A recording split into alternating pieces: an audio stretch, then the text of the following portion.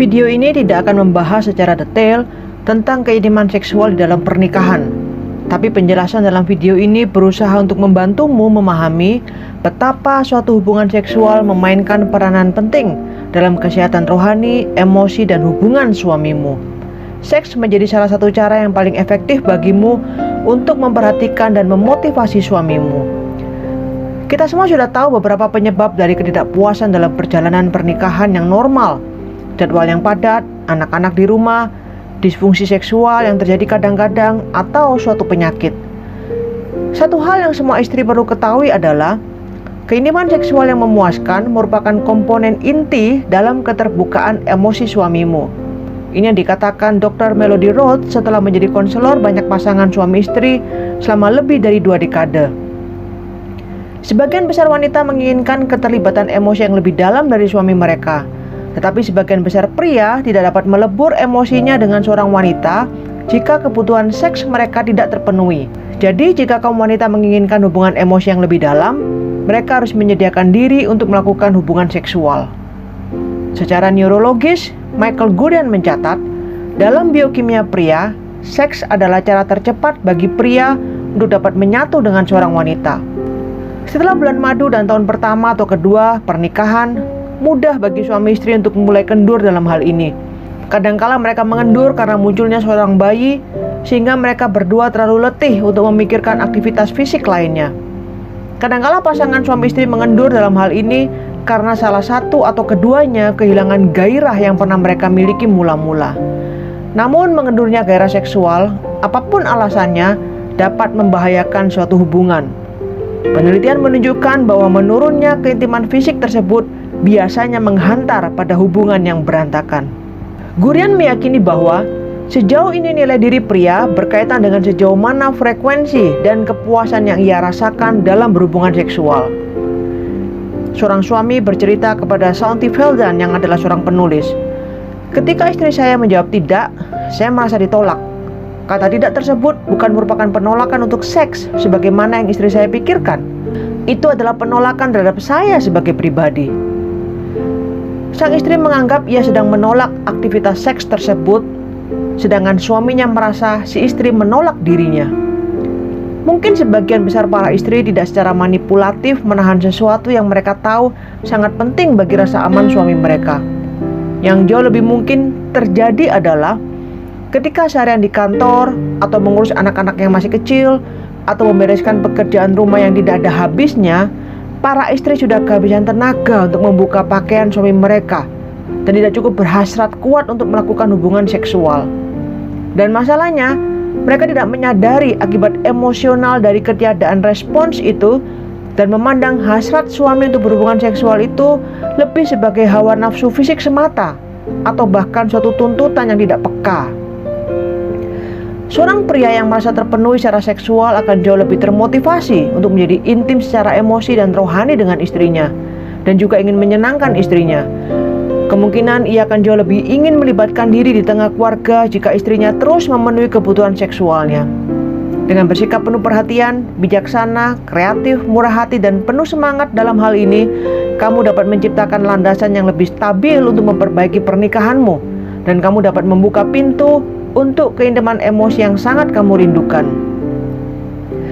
Godaan seksual adalah godaan paling umum yang dihadapi oleh kaum pria, dan juga sebagai ancaman paling umum dalam hubungan pria dengan Tuhan dan keluarganya. Godaan seksual yang mengganggu kaum wanita sebenarnya sama besarnya dengan yang mengganggu kaum pria. Tetapi dinamika godaan pada kaum wanita berbeda secara signifikan dibandingkan dinamika godaan pada kaum pria. Otak kaum wanita dirancang berbeda sehingga sulit bagimu untuk betul-betul mengerti berbagai godaan seksual internal yang dihadapi oleh suamimu, termasuk pergumulan keras di dalam hati suamimu ketika ia melewati sebuah papan iklan porno atau saat ia melihat seorang wanita berpakaian sangat seksi. Banyak istri yang tidak mengerti seberapa besar usaha keras yang dibutuhkan oleh sebagian pria untuk tetap setia memiliki hubungan seksual dengan satu istri saja. Jadi ketidakacuan istri pada kebutuhan seksual suami membuat pergumulan yang semakin intens dalam diri pria. Ketika para istri ini memandang hubungan seksual sebagai suatu beban atau tugas, Kaum pria yang takut akan Tuhan dan tetap ingin bersikap setia ini, yang berusaha menjaga kemurnian, mereka bekerja lebih keras dari yang kamu bayangkan untuk menjauhkan hawa nafsu itu. Dan iblis akan berusaha terus untuk memakai godaan seksual untuk suamimu dengan tujuan memecah belah kerukunan antara kamu dan suami, serta antara suamimu dan Tuhan.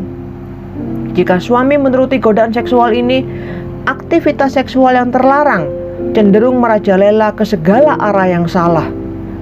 Suami segera mendapati dirinya jarang mempunyai waktu untuk memikirkan bagaimana menyenangkan istri ataupun keluarganya, namun jauh lebih memiliki waktu untuk memikirkan bagaimana menyembunyikan dan menuruti kata hatinya pada kehidupan khayalannya. Di samping itu, seorang pria dengan pikiran yang dipenuhi fantasi seksual yang tidak penting akan mengalami kesulitan untuk berdoa, mempelajari Alkitab, dan merenungkan kebenaran Tuhan. Godaan akan terus menyerangnya setiap kali ia memejamkan mata atau berusaha menenangkan pikirannya. Dosa seksualnya akan merambah masuk ke dalam wilayah yang lain pada pernikahanmu. Ketika ia berhenti meluangkan waktu bersama Tuhan, pada umumnya ia akan menjadi lebih tidak sabaran, lebih mudah mencela, dan lebih egois. Pernikahan itu lebih dari sekedar penyaluran gairah seksual secara kudus, karena ekspresi seksual semacam itu menjadi bagian dari pernikahan, dan bahkan memberi sebuah alasan untuk mempertimbangkan pernikahan, seperti yang dikatakan oleh Rasul Paulus. Tetapi kalau mereka tidak dapat menguasai diri, baiklah mereka kawin, sebab lebih baik kawin daripada hangus karena hawa nafsu. Jadi para istri harus menyadari bahwa ia, karena rancangan Tuhan, adalah satu-satunya saluran yang tepat untuk pemuasan gairah seksual sang suami. Apapun bentuk penolakannya terhadap sang suami akan menjadi suatu penolakan absolut, karena suaminya tidak mempunyai tempat lain untuk dapat menemukan kepuasan secara sehat dan kudus. Tidak dipungkiri, ada wanita yang kadangkala membenci fakta yang menunjukkan bahwa Tuhan memberi suaminya gairah yang sedemikian sering muncul. Namun, jika ia seorang Kristen yang sudah matang, ia akan memahami bahwa Tuhan memanggilnya ke dalam pernikahan untuk membantu suaminya. Tuhan telah memanggil anak-anaknya termasuk suamimu menuju pada gaya hidup kudus, dan dia sangat menginginkan integritas suamimu bertumbuh. Jadi istri harus mengingat bahwa rancangan Tuhan, kehendak Tuhan, dan perintah langsung dari Tuhan yang terambil dari Alkitab menjadi dasar dari semuanya ini. Pada hari di mana suamimu menjadi seorang Kristiani yang menerima rencana Tuhan bukan hanya untuk kekekalannya, melainkan juga untuk seksualitasnya. Dunia mentertawakan rencana itu, satu wanita untuk seumur hidup. Tidak ada pikiran melayang-layang yang membayangkan selebriti atau rekan sekerja tanpa busana. Bahkan tidak ada kerlingan mata ke arah wanita berpakaian sangat seksi, tidak ada pornografi. Tuhan memanggil suamimu menuju pada integritas eksklusif yang kerap disebut oleh masyarakat sebagai sikap kaum Puritan, sikap fanatik, dan sikap tidak realistis. Bisakah pria ini menjalani panggilan Tuhan untuk menjaga kemurnian tanpa bantuan istrinya? Mungkinkah sang istri berpartisipasi dengan rasa enggan dan malas? Atau sebaliknya, berpartisipasi dengan sikap murah hati, antusiasme, dan kreativitas? Di dunia zaman sekarang, hubungan seksual yang kurang memuaskan membawa risiko bagi suami dan istri. Keluargamu secara keseluruhan berada dalam bahaya. Memang bukan kesalahan istri apabila seorang suami berbuat dosa seksual. Andai kata seorang istri mengalami kecelakaan yang hebat sehingga menjadi cacat seumur hidup dan tidak sanggup lagi melakukan hubungan seksual, Tuhan tetap memanggil para pria untuk menjaga kemurnian yang absolut dan kesetiaan seksual. Jadi para pria bertanggung jawab semata-mata kepada Tuhan mengenai ke arah mana ia mengarahkan pandangan matanya dan ke hal apa ia membiarkan pikirannya terpanjang.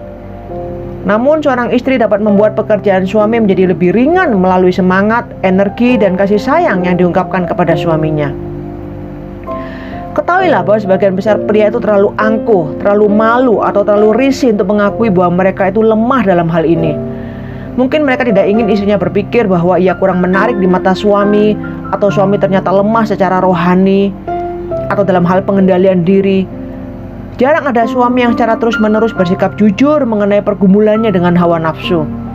Oleh karena itu, ketika suami sudah tidak tahan lagi dengan godaan itu dan butuh mengalami keintiman yang otentik, sah dan kudus dengan istrinya, namun ia mendapat penolakan di saat seperti itu, atau dibuat merasa bersalah, atau merasa tidak diinginkan, atau dianggap sebagai pengganggu, semua itu dapat menyeretnya ke bahaya rohani. Seorang wanita yang bijak memahami hasrat suaminya dan memakai hasrat-hasrat itu untuk menguatkan hubungan di antara mereka. Gairah seksual dapat menyatukan pria dan wanita, atau sebaliknya, iblis dapat memakainya untuk membangun ketergantungan pada hal di luar rumah. Iblis memiliki satu tujuan dalam memberikan godaan seksual, yaitu menjauhkan hati si pria dari istrinya dan keluarganya dan membawanya untuk menginginkan sesuatu atau seseorang yang lain. Iblis tidak peduli apa itu atau siapa itu, selama gairah itu dapat melemahkan landasan yang dibangun oleh keluarga Kristiani. Dan di era sekarang, iblis bahkan memiliki internet yang membantunya.